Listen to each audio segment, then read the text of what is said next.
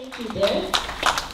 And first of all, I just want to thank C.H.A.R.M for the invitation to be in Cranbourne this year. And I also want to pay my respects to the Indigenous elders and acknowledge the elders past and present. And also want to acknowledge Edwin, who's the president of C.H.A.R.M as well, for the invitation. I'm actually very excited to be in Cranbourne this year. It's the area that I grew up in. I grew up in Edinburgh Hills, and so this is kind of an area that I'm quite familiar with, and I went to school in Berwick as well. So this is kind of an area that I come to quite a bit when I was young. And so coming here feels like home for me. And as I was preparing my speech, I was thinking about my own childhood and just coming here as a young child when I was 7. And really, when I was actually preparing my speech, all my childhood memories actually came back to me and made me really ask myself what it actually means to be Australian, and especially for a person like myself who came from another country, what does it actually mean to be neutralised and be Australian? So when we came to Australia, my parents obviously came to Melbourne and made a decision to come here, and also decided that Edinburgh Hills to be our home. And I remember when I first came, I realised how spacious Australia was, and that I could walk to school with my grandparents when she came visit, because when I was in Hong Kong, that's where I came from, we couldn't do that. School is usually a bit further, so we had to take a bus. I remember the first day at school, and didn't know how to respond when the teacher was marking the roll. And during the art class, I had no idea what the teacher was saying to us and no idea what the instructions were. So I had to actually look over and see what other people were doing, and then try and copy and try and figure out what I was supposed to do. And I'm sure some of the stories that are very common to other migrants to this country.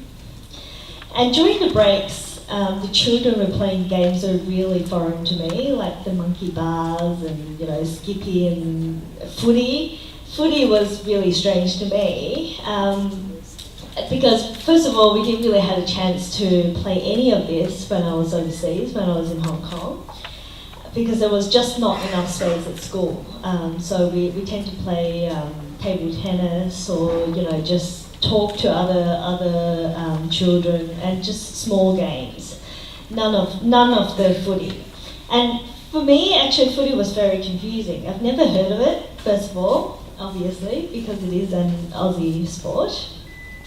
And the ball was not round. And I was actually quite surprised when people were actually bouncing the ball on the ground. Like, I just couldn't work out how they actually did it. And there were actually a lot of boys who tried teaching me the sport. And eventually, I played a little bit, but it wasn't really for me. And what was even more confusing was the footy tipping at school.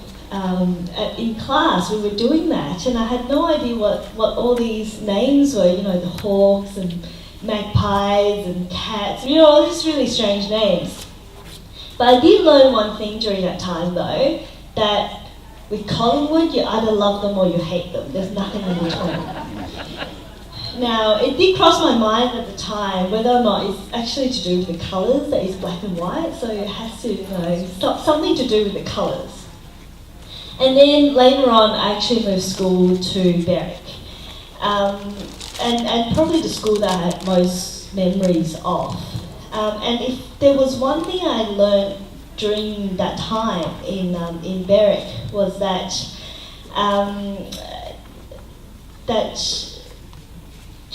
it was the personal best that was the most important thing. We learned that during sports class. Our sports teacher actually came up with the idea of personal best, but it started to enter in other disciplines as well. And so our teacher would say that we're all individually unique. And so we should never really compare ourselves to another.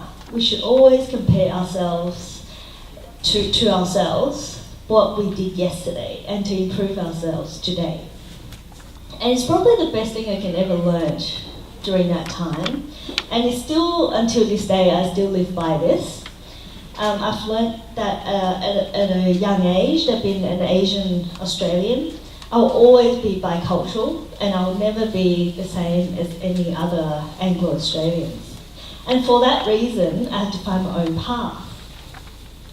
And be the best I can be as an Asian Australian, and not to compare with anybody else. And not do footy, something that I'm not very good at. And focus on things that I'm better at. And since then, I picked a career path that's very different from many other people.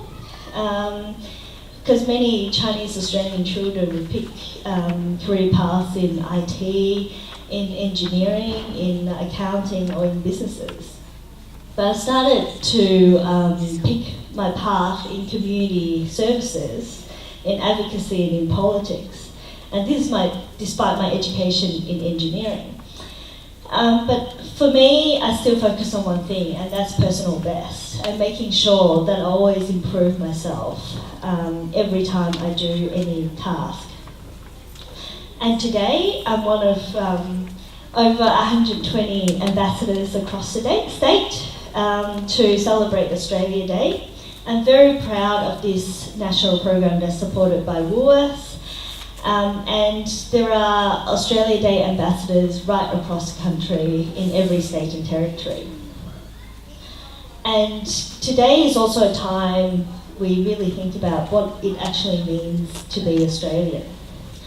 What is the Australian identity? What is the bond and the commitment that we share in this country? And I've personally been an advocate for cultural diversity and gender diversity for many years.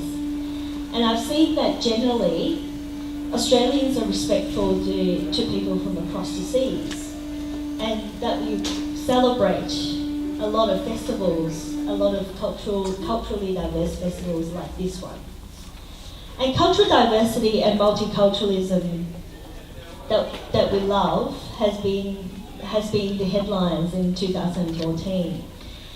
But what's presented in the media is not always the full story. And the responsibility really lies within every one of us in this room, because it is a very complex issue. It's not a simple one. The government can provide the legislations, the frameworks and everything to support multiculturalism, but it is also within every one of us, every citizen, to work together to ensure that we have a harmonious society. We need to look after each other. We need to learn about each other. We need to learn about each other's cultures, respect them, because cultural understanding goes both ways. It's like a waltz. You can't do it on your own. You have to understand each other. I therefore want you today to make a promise to yourself in 2015 to make an effort to talk to another person from other cultures. And ensure that you start to understand where other people are coming from. And so if you're a new migrant, make an effort to talk to a person who's been here for a long time, and to those who've been in Australia for a long time, to talk to those who are new migrants. And as a migrant myself, I've always appreciated all the opportunities that were given to me, and do my best to help others in need. And of course, opportunities may not come if you don't search for them. And in Australia, because we have the freedom to do whatever we want to do, nobody actually pushes you to find that opportunity and to make a difference. So everyone needs to take responsibilities on their own. But what is difficult for new migrants and new refugees is that they don't know where to find the opportunities. So it is up to the people who've been in Australia for a long time to help them find that opportunity. And this is why I think building a very strong community is very, very important. And good citizenship motivates us to welcome other people and to help other people and to pull other people to safety during bushfires or to help clean up Australia. Let us all be models to all new citizens on how we can contribute and embrace and value this young country that we share.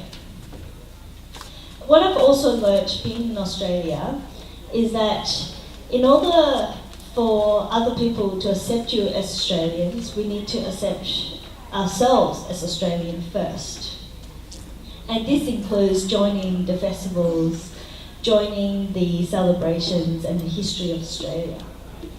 And this year, as part of my business in cultural intelligence, I've also started a network to help people from diverse cultures to understand the Australian workplace culture and help them understand how to fit into the workplace.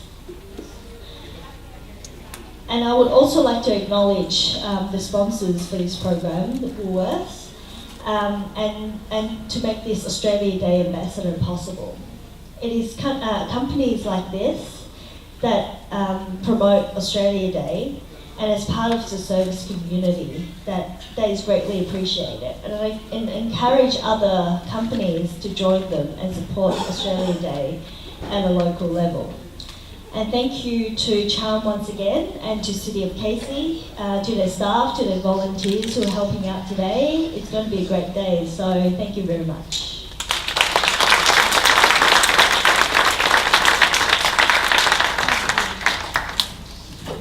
Thank you so much. It's on the program we're going to have a very interesting talk from you, and that was excellent. And I agree so much with those words that you've spoken today. It's wonderful that we have such a diverse, multicultural society here in Australia, that we welcome with open arms those people who want to live a wonderful, free life that we have here. Well done.